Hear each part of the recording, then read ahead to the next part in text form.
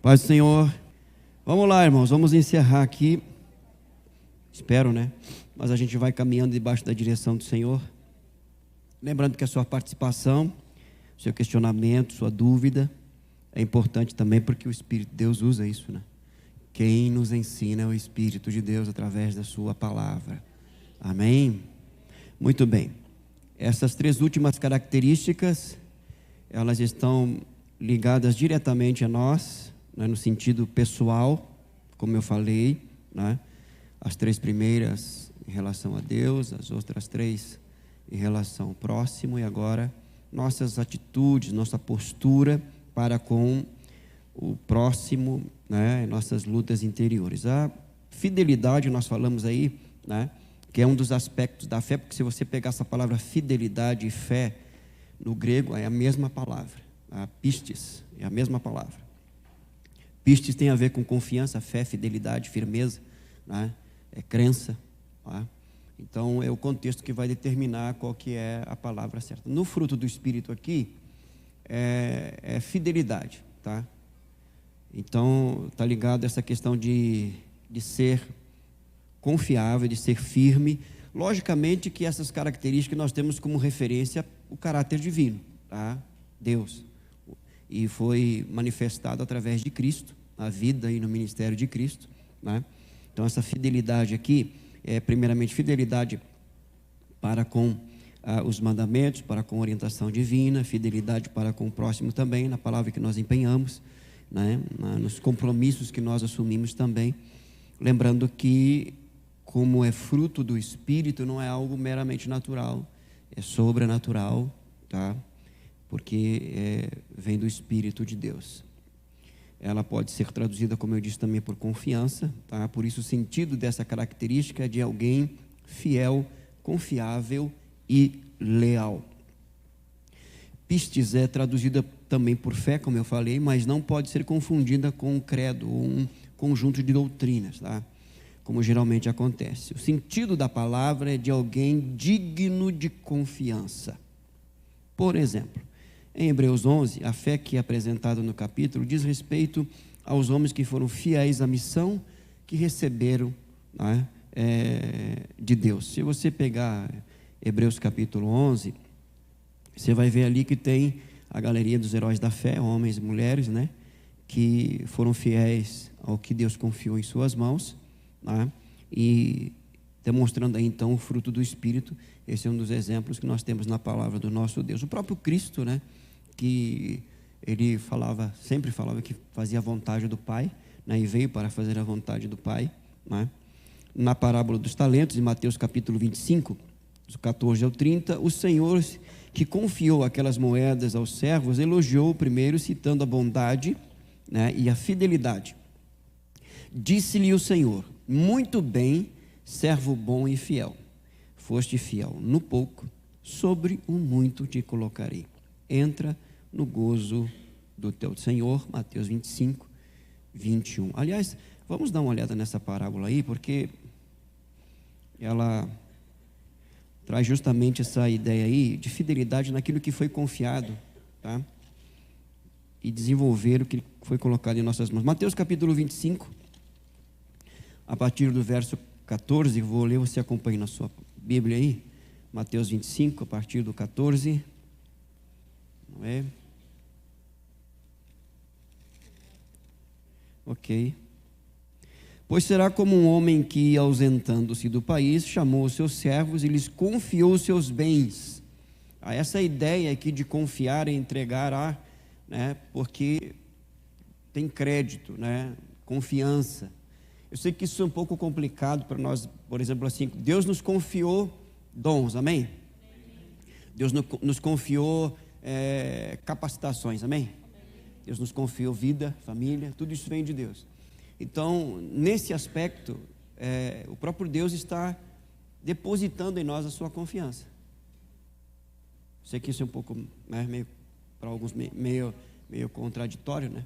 Mas o fato é de que Deus está nos chamando a sermos coparticipantes da sua obra, seja na família, na vida profissional, nos dons, nos ministérios. Então, tudo que nos foi confiado da parte do Senhor, será pedido de volta, tá? E haverá aí galardão ou não nas bodas do Cordeiro. A gente já falou sobre isso, né? Mas a questão principal aí é justamente essa ideia de fidelidade, o que nos foi confiado, tá? E realizar segundo a vontade do Senhor, tá?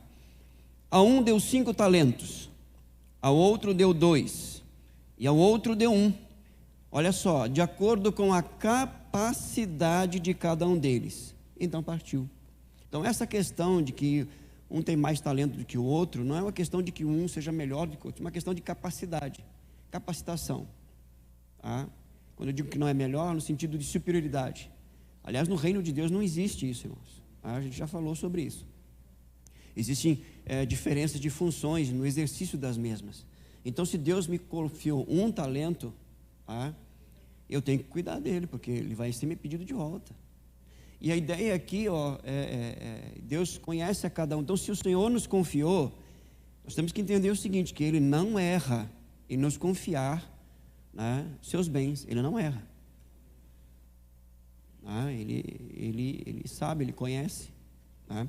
E o texto diz, de acordo com a capacidade de cada um. Aí olha só, o servo que tinha recebido 5 talentos, saiu imediatamente a negociar com eles e ganhou outros 5. Eu vou ler aqui, depois eu vou fazer uma pergunta, você me responder de acordo com o texto, tá? Preste bem atenção. Do mesmo modo que tinha recebido 2, ganhou outros 2. Então, o que recebeu 5, negociou, ganhou mais 5.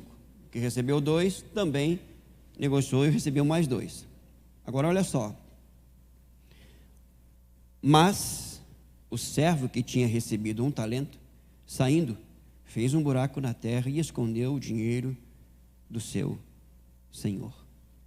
A pergunta é, na verdade aqui, qual é o talento que o texto está dando ênfase? Porque às vezes a gente fala de talento, a gente fala de, logicamente, de capacitação, tá? Ou de dons. São talentos vindos da parte do Senhor, amém? Ok. Mas o texto, ele está trazendo uma outra ideia, ou uma ideia mais profunda de talento. Bom, eu recebi 5 e multipliquei e recebi mais 5. Então de 5 passei para 10. Você recebeu 2, de 2 você passou para 4. Mas alguns dentre nós receberam 1 e enterraram. A pergunta é, de que talento realmente o Senhor está se referindo aqui? O talento? Não, o talento da multiplicação.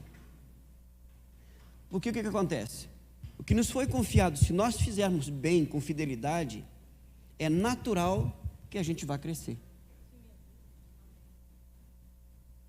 Mas se a gente negligenciar, né, andar meio devagar, enterrar, por razões, porque naquele dia, irmãos, não vai ter assim, eu não fiz por causa do fulano, Beltrano, eu não fiz por isso, por aquilo, entendeu? Porque aquele que nos confiou talento, ele vai nos conduzir por esse caminho, ele vai nos dirigir. Então, se alguém fechar a porta, ele vai abrir. Vocês estão entendendo o que eu estou falando aqui ou não? Diz, pastor, eu não tive oportunidade, eu tive algumas dificuldades. Nós vamos encontrar dificuldades pelo caminho. Meu primeiro ano de seminarista, nós trabalhávamos no seminário de segunda a sexta, final de semana nós íamos para a igreja, recebíamos uma nomeação no início do ano, e nós fomos nomeados para uma igreja, tá, lá em São Paulo, para... O que o seminarista fazia? Ele chegava na igreja, se apresentava para o pastor, e se colocava à disposição do pastor e da igreja. Essa era a orientação, ok?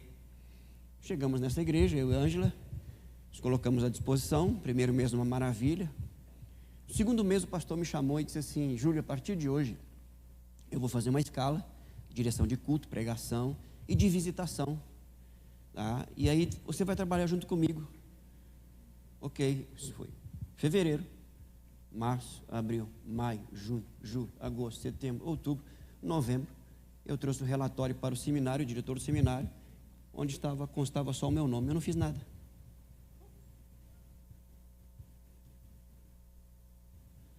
porque o pastor simplesmente não me chamou, não me colocou nas escalas. Aí eu acabei trabalhando ali, algum outro ministério nos chamava, principalmente o pessoal da juventude lá, o louvor, aquela coisa toda, né? Ajudei, não deixei de fazer o que vinha na minha mão. Mas especificamente no exercício ministerial, que for o talento que me foi confiado, eu não pude desenvolver.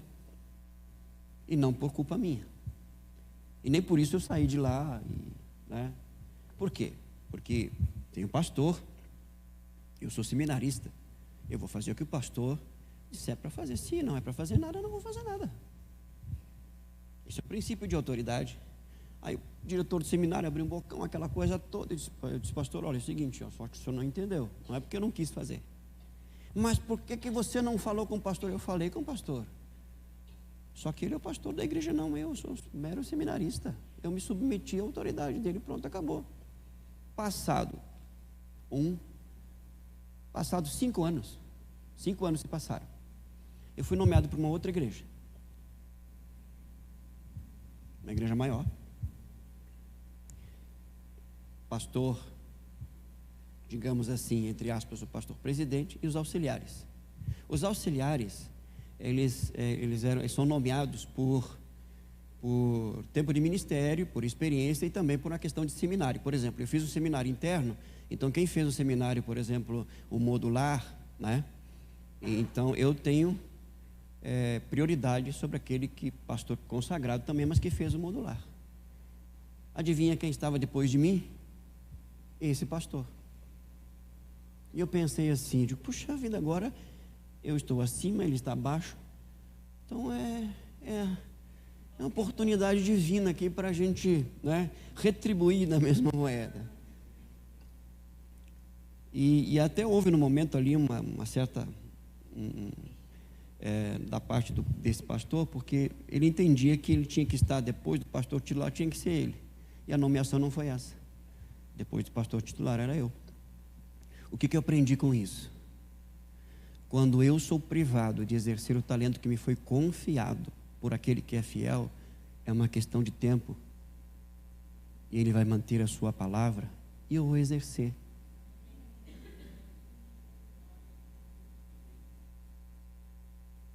Então eu aprendi como não fazer. Você sabe que vocês aprendem comigo como fazer e como não fazer, né?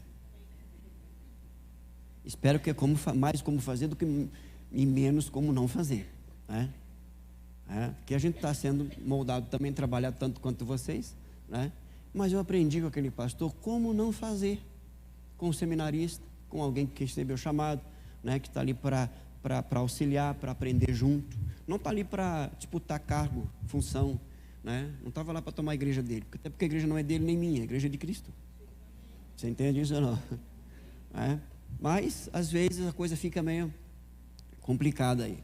Mas o fato é que o talento que nos foi confiado nós não podemos enterrar.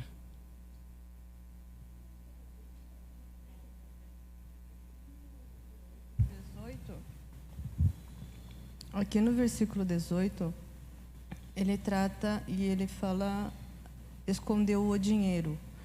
Podemos aplicar essa palavra da fidelidade acerca de financeiro mesmo? Ótima pergunta. Aí a fidelidade em todas as áreas. Tudo que nos foi confiado. Essa é a ideia. Me foi confiado uma família, me foi confiado um trabalho, uma profissão, entendeu? Me foi confiado administrar os bens, valores, dízimos e ofertas, tudo isso. Sim, por favor. Acho que o Marco foi lá pegar, obrigado. Então, assim, pode ser aplicado e deve ser aplicado em tudo que nós... Porque, a bem da verdade, irmãos, nós somos mordomos, nada é nosso. Você não foi comprado pelo sangue de Cristo? Então você não é de você mesmo, você pertence a Deus. Então não é a minha vida. Entendeu? Essa é a visão do reino de Deus. Então eu tenho que me conduzir segundo a vontade do Senhor, porque isso também vai me ser pedido naquele dia. Eu não posso enterrar, porque geralmente a maioria tudo. O pessoal limita essa questão dos talentos aqui, como eu falei, só a questão de dons, ministérios, né, e vocação profissional. Não, não. Tudo que nos foi confiado. Tudo. Tá? Nós vamos... Por isso que, a partir do novo nascimento, não existe para nós aquela divisão, aquele dualismo, né, de santo e profano. Para nós tudo é santo. O trabalho é santo, irmãos. Já falei aqui, o trabalho é santo tanto quanto o ministério. A profissão que você tem foi Deus que te deu. É santo tanto quanto o ministério. Você tem que exercer essa função de maneira que Deus seja glorificado e vidas sejam abençoadas. Porque não vai ser, não, mas o pastor vai ser pedido mais do pastor. Não, vai ser pedido mais do que mais foi dado. Porque de repente eu estou pastorando em uma igreja, né, lá, digamos assim, dentro dos moldes aí do pessoal que fala igreja pequena, igreja grande. Eu estou numa igreja lá de médio porte e você conduz uma empresa. A quem muito é dado, muito será exigido.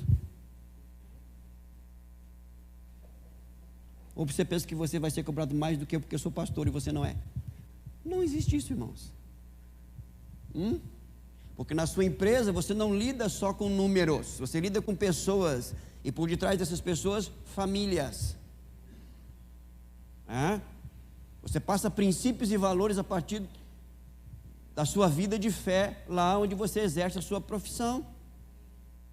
E se Cristo é honrado lá, você vai receber galardão, porque você está exercendo a sua função ali, e o seu talento, com fidelidade.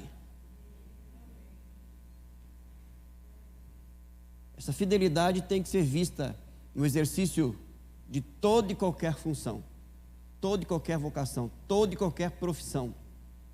Porque eu repito aqui, irmãos, não existe para nós esse dualismo, santo e profano. Não, eu aqui na igreja, por exemplo, aqui na igreja eu vou falar dos diáconos que eu não falei na última terça. Aqui na igreja eu sou diácono, mas lá fora eu tenho a minha mini empresa lá, mas isso aí é profano, isso aí é secular. Não. A fidelidade na junta diaconal e a fidelidade na sua profissão. Não pode haver dualismo, porque para Deus não existe isso. Você entende isso ou não? Amém, queridos? Então, requer de nós fidelidade em tudo que nos foi confiado. Aí olha só, depois de muito tempo, o Senhor daqueles servos voltou e fez um ajuste de contas com eles. Entenda que vai haver um ajuste de contas para todos. Nós vamos estar nas bodas do Cordeiro e no tribunal de Cristo, ok? E nós vamos ser chamados um por um, na frente de todos. Júlio, te foi confiado esse e esse talento. O que você fez com eles?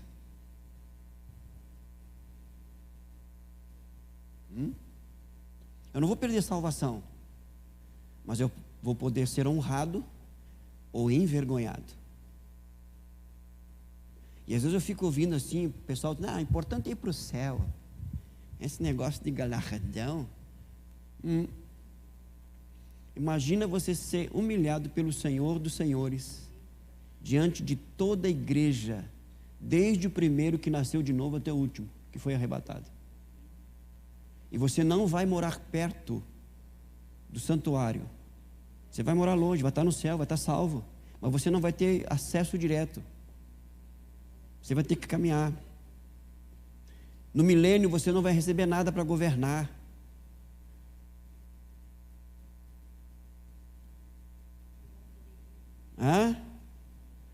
Porque o que foi confiado não fez com excelência.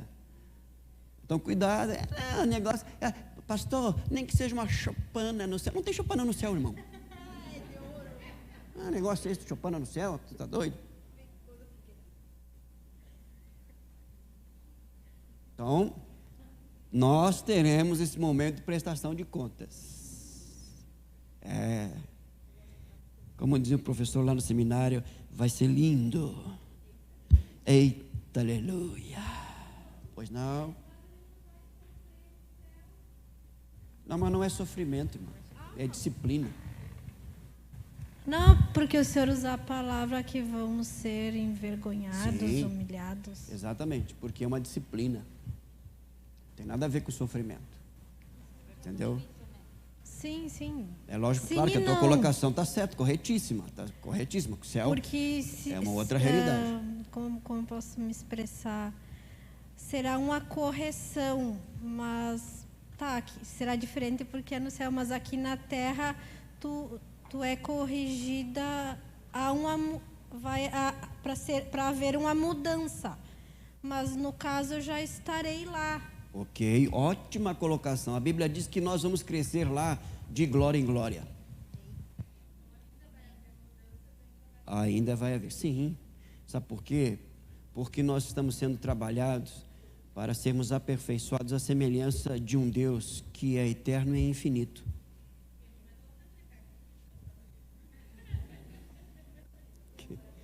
Por isso que viu como a colocação de vocês é importante? Isso se aplica o galardão, com certeza. Se aplica o galardão. Vai poder receber ou não receber. Com certeza. Depois de muito tempo, verso 20. Aproximando-se que tinha recebido 5 talentos, entregou outros 5, dizendo: o Senhor me confiou 5 talentos, e eis aqui os outros 5 que ganhei. O Senhor disse: muito bem, servo bom, fiel. Você foi fiel no pouco, sobre muito o colocarei. Venha participar da alegria do seu Senhor. E aproximando-se também o que tinha recebido 2 talentos, diz: o Senhor me confiou 2 talentos, e aqui outros 2 que ganhei. Então o Senhor disse: muito bem, servo bom e fiel, você foi fiel no pouco, sobre muito colocarei, venha participar da alegria do seu Senhor. Você entende essa questão de você foi fiel no pouco e sobre muito te colocarei? O pouco é essa realidade terrena em comparação à realidade eterna, tá? Dentro dessa realidade aqui. Chegando por fim, o que tinha recebido 1 talento disse: sabendo que o Senhor é um homem severo, olha, ele tinha consciência, não só da misericórdia, mas da severidade de Deus, que colhe onde não plantou, porque não foi ele que plantou. E olha só, e ajunta onde não espalhou. Fiquei com medo e escondi o seu talento na terra. Ele não disse o meu talento, ele disse o seu talento. Aqui está o que é seu. Está aqui, ó. Isso vai acontecer lá, irmãos. Mas o Senhor respondeu: servo mau e preguiçoso. Isso aqui não é hoje que está falando, não, é o Senhor, tá? O Senhor gracioso, misericordioso, bondoso, amoroso, né? Meigo. Ele usa dessas palavras aqui, ó. Servo mau e preguiçoso. Você sabia que eu colho onde não plantei e ajunto onde não espalhei? Então você devia ter empregado ou entregado o meu dinheiro aos banqueiros, e eu, ao voltar, receberia com juros o que é meu. Portanto, por isso, tirem dele o talento e deem ao que tem 10. Ficou sem. O que tinha 1 ficou sem. Dá para o que tem mais. Mas como assim? Essa é a justiça do reino. Entendeu? Você não vai ter nenhum. E o que tem mais, vai ter mais ainda. Veja o que se repete aqui, que o talento aqui na verdade é multiplicar, é crescer, é desenvolver. Esse é o talento. E ele só se desenvolve no exercício. Você não cresce se não se exercitar, se você não trabalhar, se você não trabalhar naquilo que lhe foi confiado.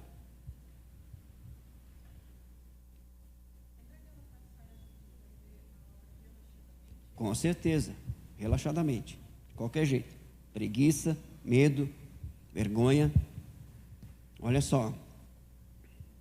Porque a todo o que tem, mais será dado, e terá em abundância. Mas o que não tem, até o que tem lhe será tirado. Mas como assim o que tem e o que não tem? Do que ele está falando aqui? Ele já não está falando de talento. Ele está falando aqui de fidelidade. A gente poderia traduzir assim: pois quanto que não é fiel, vai continuar perdendo. Mas o que é fiel e se mantém fiel, vai continuar ganhando. Porque o que tem fidelidade vai receber mais. Mas o que não tem fidelidade, até o que tem, ele será tirado. Quer dizer, vai ser tirado o talento. Vai ser tirado. Daí a importância de valorizarmos tudo que nós recebemos da parte de Deus. Aí vai dizer assim: portanto, tirem dele o talento e deem ao que não tem. Porque todo o que tem mais será dado e terá em abundância, mas o que não tem, até o que tem, lhe será tirado. Quanto ao servo inútil, lance-no para fora nas trevas, ali haverá choro e ranger de dente. Alguns aplicam essa questão aqui de salvação, mas ele não está falando de salvação. Embora ele está só que ele está fazendo aqui, ele está trazendo uma ideia de como isso é sério, tá? Bom, eu não vou entrar em discussão em relação a isso agora, mas ele usou uma expressão muito forte: o servo inútil. Quem é um servo inútil dentro da parábola? Que enterrou o talento.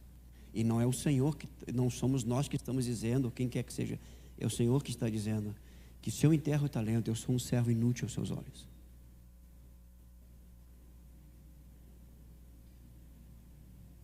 Não, você tem as suas...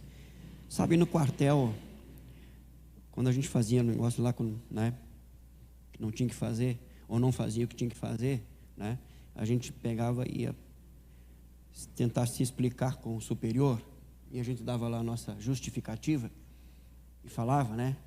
Aí o superior escutava, depois ele dizia assim: explica, mas não justifica. Não tem justificativa. Não tem justificativa, irmãos. Diante de Deus não tem justificativa. Eu posso explicar, Senhor, não sabe o que é? Assim, é que eu estava num lugar assim, sabe? Eu estava com as pessoas, sabe Deus, assim, é que eu estava meio num momento difícil, sabe? Eu não gostei também, porque até fiquei com ciúme também, aquele outro lá ganhou 5, eu ganhei só 1, pelo amor de Deus. E outro, eu achava que eu estava melhor no lugar dele lá do que... A gente até podia trocar, entendeu? Mas tá, quem manda é o Senhor, né? Mas assim, sabe como é que é, né? Aí eu também tentei fazer do meu jeito. Então eu tenho várias explicações. Mas ele vai dizer, mas não...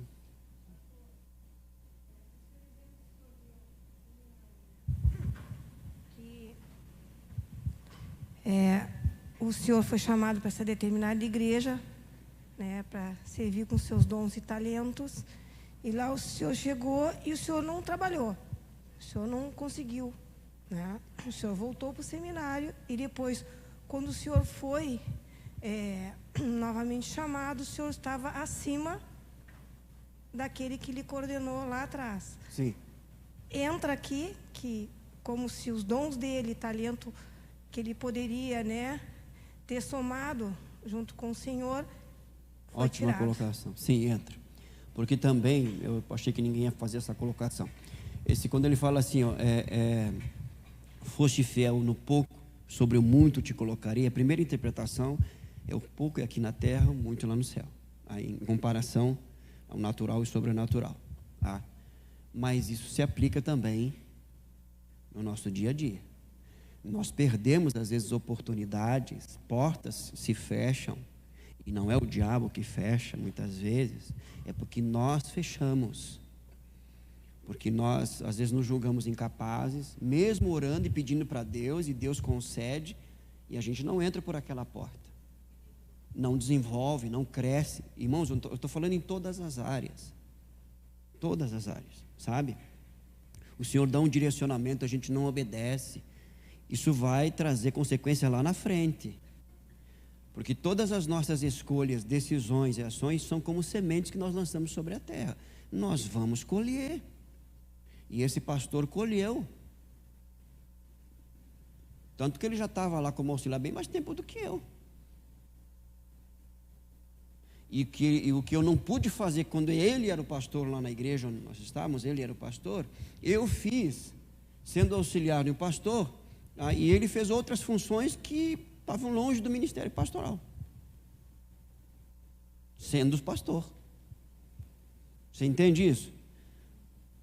Mas isso não sou eu que tenho que fazer, não sou eu que tenho que armar o caminho para que aconteça. Não, deixa que Deus faça. Ele sabe tratar com cada um de nós.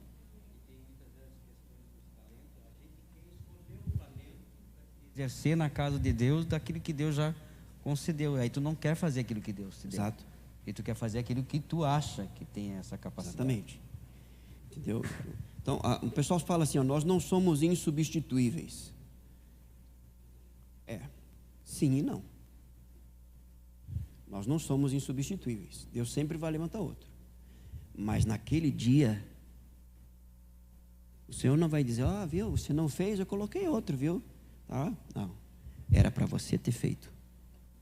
E porque você não fez, muitas coisas se perderam e pessoas se perderam. Você vai dar conta disso.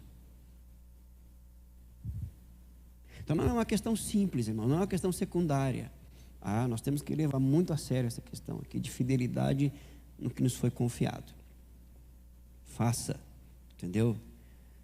Faça para o Senhor, faça com alegria no seu coração, não é? E eu tenho certeza que nós vamos ter grandes surpresas no tribunal de Cristo. Pessoas que foram altamente honradas aqui serão desonradas lá. E pessoas que foram desconsideradas aqui pela simplicidade do seu trabalho. Era professor de criança. É faxineiro lá mas fez com fidelidade, fez para o Senhor. Vai receber maior honra. De Deus não se zomba. Aquilo que o homem plantar, ele vai colher. Não só aqui, como também na eternidade. Eu tenho para mim que eu vou ver muita gente passando à minha frente.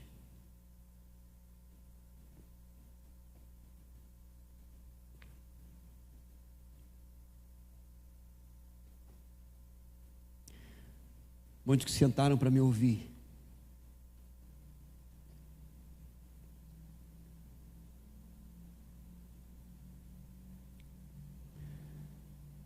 Talvez serão chamados primeiro do que eu. Porque isso não é uma questão simples, é muito sério. Mas era pastor, o outro lá era líder do ministério tal, ou trabalhava no ministério tal. Pois é. É que não é só fazer, é para quem eu faço e o porquê estou fazendo.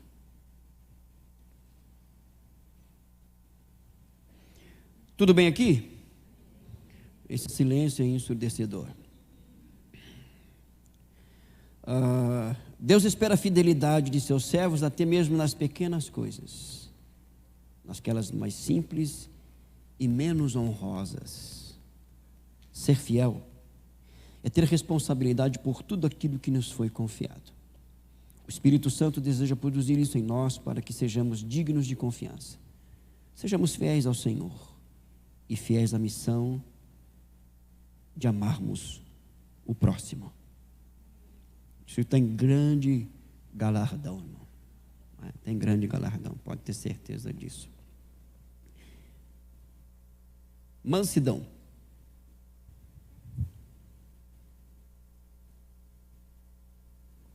Lembrando que nós temos essas características em nós, tá? Pode parecer que não, mas temos. A melhor definição para mansidão, que no grego é prautes, é humildade, pois engloba todas as características da mansidão. Pode ser traduzido por modéstia, gentileza, bondade de espírito. Em Mateus 11:29, Jesus prometeu que todos os que desejarem poder adquirir nele essa característica, tomai sobre vós o meu jugo e aprendei de mim, porque sou manso e humilde de coração, e achareis descanso para a vossa alma. O interessante desse texto é que a promessa para os mansos e humildes é o descanso para a alma. Isso porque a soberba, que é oposta da humildade, é alguém agitado de alma, inquieta e essencialmente insatisfeita. São as características, tá, de quem, digamos assim, tem muita dificuldade, como eu, na mansidão. Inquietação, agitação, resolver logo, fazer do meu jeito, vou lá agora, entendeu? Depois eu resolvo, depois vamos ver o que vai dar. Fecha os olhos, vai agora que, entendeu? Depois a gente vê o que vai dar. Mas o que eu vou resolver agora eu vou. Não vou deixar barato, não.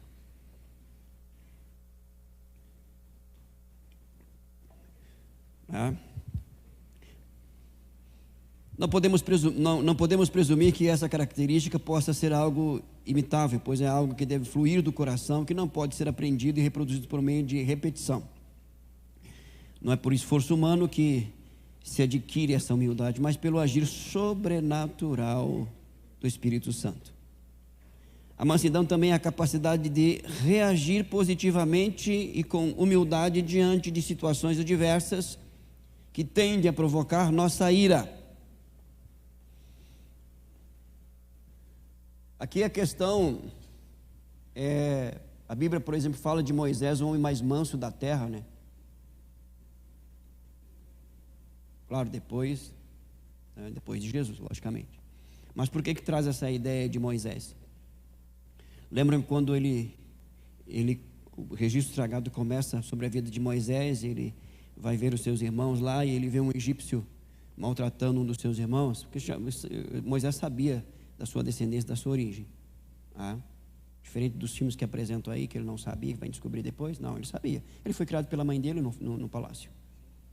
Então ele sabia, né? Sabia até o sentido do seu nome. O que ele fez? Matou o egípcio e enterrou ali, né? Deu uma olhadinha lá, não tinha ninguém, né?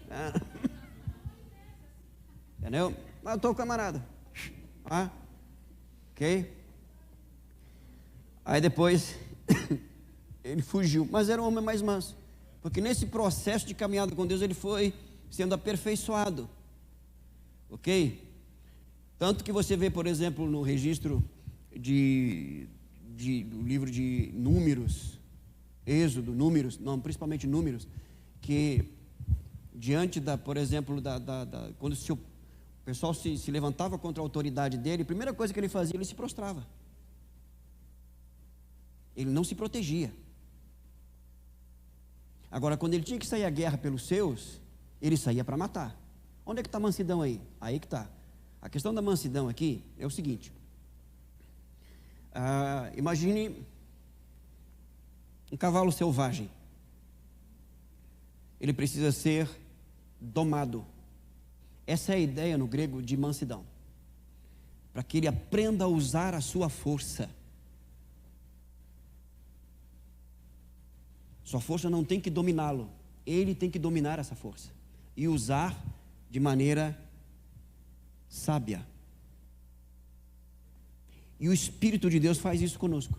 Ele nos ensina. Você tem força, você tem poder, você tem energia para destruir. Mas você não vai fazer. Agora, olha só, depois, antes de Moisés, mais manso, Jesus.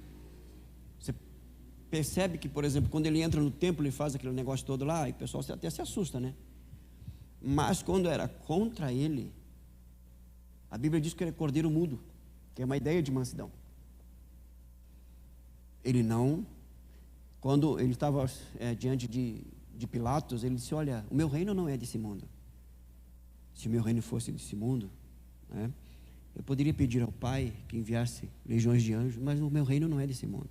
Então a mansidão, essa é a capacidade, né, sobrenatural, né, de você se resguardar, não usar a sua força de forma desnecessária, que vai ferir outros.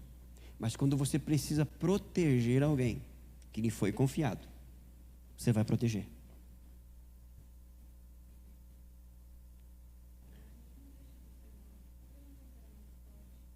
Na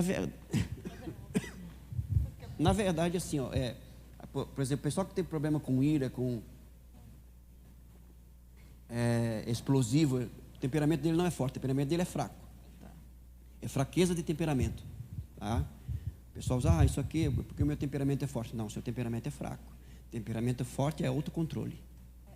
O temperamento forte que eu digo quando, por exemplo, a gente é bem posicionado, a gente sabe o que quer, a gente entra em defesa, às vezes até com incisão diante de uma situação grave. Sim. Mas a gente consegue aplicar, consegue ter essa mansidão em nós quando nós sabemos aplicar aquilo essa força que o Senhor falou do cavalo selvagem. Isso, exatamente. Exatamente. Isso é mansidão. Entendeu? Você consegue administrar, você se tem essa capacidade de não usar força pro mal, mas quando for necessário você vai usar para proteger, para preservar, entendeu? Isso é mansidão. Não é passividade, não é covardia. Precisamos, para nós termos paz, será necessário muitas vezes provocar guerras. Sim. Se enquadraria nessa... Isso aí seria um atributo de mansidão ou não? Sim, então, tem a ver com mansidão. Sim. Eu tive uma situação uma vez no seminário, um colega meu, nós estávamos no 4º ano de seminário, então os quartonistas, eles recebiam a responsabilidade, por exemplo, de liderar todos os demais seminaristas durante uma semana, tá? Que era o líder da semana, né, Angela, essa era a expressão. E um dos meus colegas era líder da semana naquela semana ali. E aconteceu uma situação, na hora do almoço, tinha uma sobremesa lá, e ele foi se servir a sobremesa, e tinha uma irmã ali, uma seminarista também, acho que nem era seminarista, não me lembro, mas acho que é seminarista também, só que era seminarista, acho que de primeiro ou segundo ano. Disse para ele assim: você se serve uma vez e espera os outros para poder repetir. Meu pai do céu, ele quase bateu na menina. Quando eu vi aquilo ali, eu saí, nós estávamos no refeitório, eu levantei e saí, porque eu ia bater nele. Eu ia mesmo. Eu tive muita vontade de bater nele. Aí nós fomos para a sala de aula, e eu com aquele negócio no meu coração. Aquela cena ali, a menina chorou, aquela coisa toda. E na sala de aula nós estávamos com o professor falou sobre essa situação aí, e esse nosso colega, ele começou a se exaltar e dizer que, porque ele era o líder, porque ele era da semana, o que ela estava pensando, que tinha que regrar para ele, imagina ele que tinha que dar regra para os outros e tal, aquela coisa toda, e eu não aguentei. Eu levantei e botei o dedo na cara dele. E disse assim: a tua sorte é que eu saí do refeitório. Mas se tu fizer mais uma vez assim, com qualquer menina aqui no seminário, ou com minha esposa, eu quebro a tua cara. E não me interessa se tu está cobertado pelo diretor, vice-diretor, pelo bispo, não me interessa. Tu vai aprender a respeitar os teus irmãos e principalmente as tuas irmãs. Falei bem assim para ele. Aí ele ficou me olhando e disse: tenta a sorte. Aí eu disse: não, me chamavam de tiezinho, né, porque é gaúcho. Que isso, tiezinho? Não, tu está enganado, cara. Entendeu? Isso não é liderança. Eu saí do refeitório porque a minha vontade era te bater.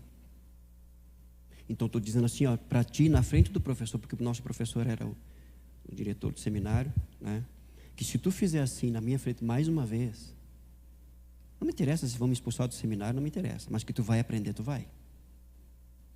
E eu já falei aqui, ó, minha esposa não participa de reunião sem a minha presença, ainda que seja com o diretor. Ela é casada e ela não casou com um saco de batata, ela casou com um homem. Por quê? Porque às vezes professores e diretores chamavam os alunos lá, e é lógico que tem que fazer isso, mas tudo tem limite. Agora, quem tem que proteger minha esposa? Sou eu.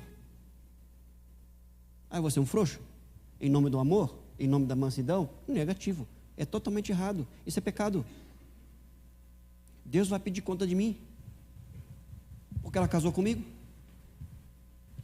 E uma das funções do esposo é cuidar, é proteger. E eu não vou proteger ela. Por quê? Porque o diretor falou, porque o bispo falou, porque não sei quem falou. Eu estou sendo aqui bem direto, irmãos.